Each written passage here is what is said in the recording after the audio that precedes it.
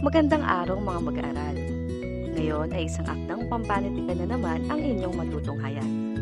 Ito ay pinamagatang Hinilawod. Ang hinilawod ay nangangahulugang mga kwento mula sa bibig ng ilog halawod.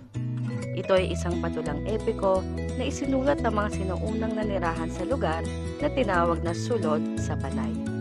Ito ay binubuo ng 4 na mahahalagang bahagi, subalit ngayon, ang 2 unang bahagi lamang ang inyong matutunghayan.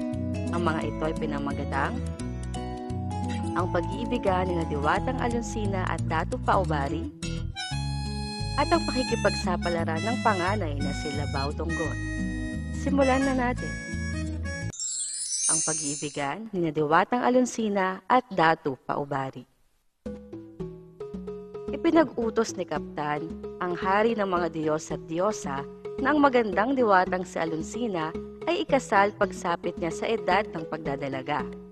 Maraming makikisig na Diyos sa iba't ibang bahagi ng daigdig ang naghangad sa kanyang kamay, subalit silang lahat ay nabigo dahil si Alonsina ay umibig at nagpakasal sa isang mortal na si Datu Paubari, ang pinuno ng halawod.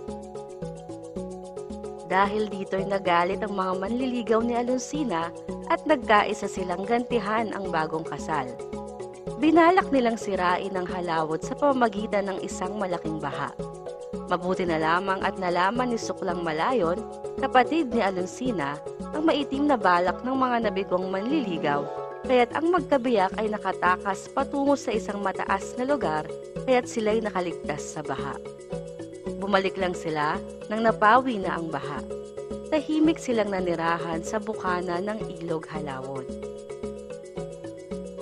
Pagkalipas ng ilang buwan, ay nagsilang ng 3 malulusog na sanggol na lalaki si Alonsina.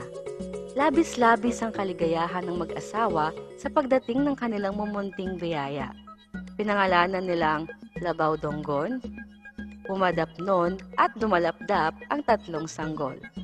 Ipinatawag nila agad si Bungot Banwa, ang iginagalang na pari ng kanilang lahi, upang isagawa ang ritual na magdudulot ng mabuting kalusugan sa 3. Nagsunog si Bungot Banwa ng talbos ng halamang alanghiran na sinamahan niya ng kamangyan at saka iniaalay sa isang altar.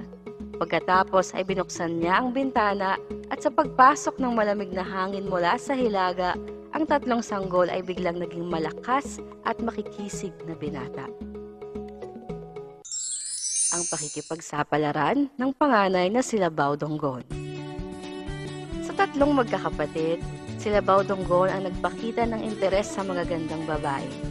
Nang marinig niyang may isang magandang babaeng nagngangalang Angoy Ginbitinan mula sa bayan ng Handog, ay nagpaalam agad siya sa ina upang hanapin ang dalaga. Pagkalipas ng ilang araw na paglalakbay sa mga kapatagan, kabundukan at mga lambak, ay narating din niya ang handog. Kinausap niya ang ama ng dalaga upang hingin ang kamay ng anak. Sinabi ng ama na papayag lamang siyang makasal ang anak na si Angoy Ginbitinan kay Labao Donggon kung mapapatay niya ang halimaw na si Manalintan. Agad pinuntahan ni Labao Donggon ang halimaw at nakipaglaban siya rito. Napatay niya ang halimaw at ibinigay ang pinutol na buntot nito sa ama ni Angoy Ginbitinan bilang patunay ng kanyang tagumpay. Ikinatuwa ito ng ama kaya't pumayag siyang ipakasal ang anak kay Labao Donggon. Pagkatapos ng kasal ay naglakbay ang dalawa pabalik sa tahanan ni Labao Donggon. Sa kanilang paglalakbay ay may nasalubong silang mga binata na nag-uusap-usap tungkol sa isang napakagandang dalagang nagngangalang Abiang Durunuon na nakatira sa Tarambang Burok. Narinig niya mula sa usapan ng mga binata na sila'y pupunta sa tirahan ng dalaga upang manligaw sa kanya. Naging interesado sa narinig si Labao Donggon, kaya naman pagkalipas lang ng ilang linggong pagsasama ay inihabilin niya ang bagong asawa sa inang si Alonsina at siya'y naglakbay na patungo sa Tarambang Burok upang suyuin si Abiang Durunuon. Nagtagumpay si Labao Donggon na mapaibig ang napakagandang si Abiang Durunuon. Subalit hindi pa roon nagtapos ang kanyang paghahanap ng mapapangasawa sapagkat pagkalipas ng ilang panahon, nabalitaan na naman niyang may isa pang napakagandang babae, si Nagmalitong Yawa, si Nagmaling Diwata, na asawa ni Buyong Saragnayan ang Diyos ng kadiliman. Nais din niyang mapangasawa ito. Sinabi ni Donggon ang kanyang balak sa dalawang asawa. Ayaw man nila, wala naman silang nagawa. Sumakay sila Baodonggon sa isang inagta o itim na bangka at naglayag sa malalawak na karagatan patungong Gadlong. Naglakbay rin siya sa malalayong kaulapan at sa mga batuhan hanggang sa marating niya ang Tulugmatian, ang tahanan ni Buyong Saragnayan. Agad siyang hinarap ni Saragnayan at tinanong kung ano ang kanyang kailangan. Sinabi niyang gusto niyang mapangasawa si Nagmalitong Yawa si Nagmaling Diwata. Pinagtawanan ng Diyos ng kadiliman si Baodonggon at sinabing imposible ang hinahangad nito dahil asawa na niya ang diwata. Subalit hindi basta sumuko si Baodonggon. Hinamon niya sa isang labanan si Saragnayan at sila'y naglaban sa loob ng maraming taon. Inilubog ni Baodonggon ang ulo ni Saragnayan sa tubig sa loob ng 7 taon, subalit hindi niya pa rin napatay ang Diyos ng kadiliman. Binayo niya ng binayo, subalit hindi rin niya ito nagapi.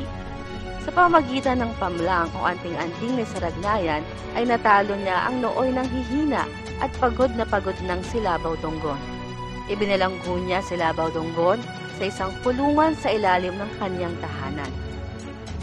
Samantala, kapwa nanganak ang dalawang asawa ni Baodonggon. Parehong lalaki ang naging anak nila. Ang anak ni Angoy Ginbitinan ay tinawag niyang Aso Mangga, samantalang ang anak ni Abiang Durunuon ay pinangalan ng Abiang Baranugon. Nakapagsalita at nakatindig agad ang mga bata.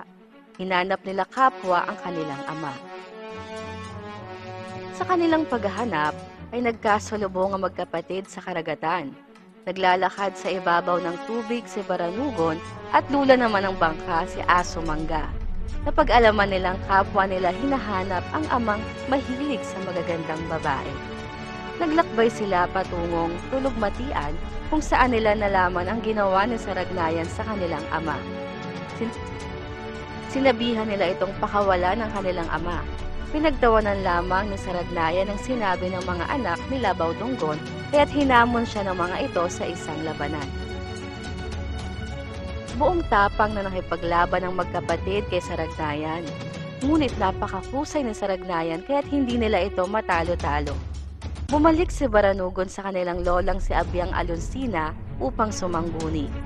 Dito niya nalamang ang kapangyarihan pala na Saragnayan ay nakatago sa isang baboy ramo.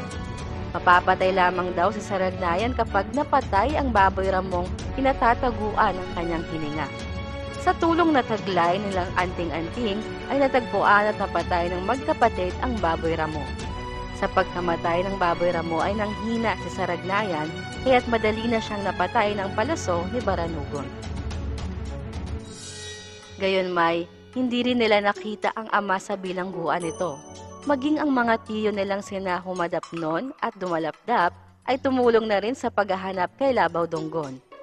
Pagkalipas ng mahabang panahon ng paghahanap, natagpuan din nila ang ama sa loob ng isang lambat na nasa may pampang malapit sa bahay ng asawa ni Saragnayan. Subalit wala na ang dating kakisigan at kagitingan ni Baodonggon. Nawala ito dahil sa matagal na pagkakakulong nang dahil sa labis sa paghahangad sa magaganda kahit na may asawa ng babae. Naibalik ng magkapatid sa kanilang tahanan si Donggon, subalit hindi pa rin nawala ang pagnanais nitong makahanap pang muli ng magandang mapapangasawa. Ikinagalit ito ng kanyang dalawang asawa, subalit ipinaliwanag niyang pantay-pantay ang gagawin niyang pagmamahal sa kanyang mga asawa. Ipinagdasal ang dalawang babaeng nagmamahal sa kanya na muling lumakas si Donggon. Hindi nga nagtagal ay muling nagbalik ang kakisigan at lakas ni Baodonggon. At diyan nagtatapos ang ating kwento.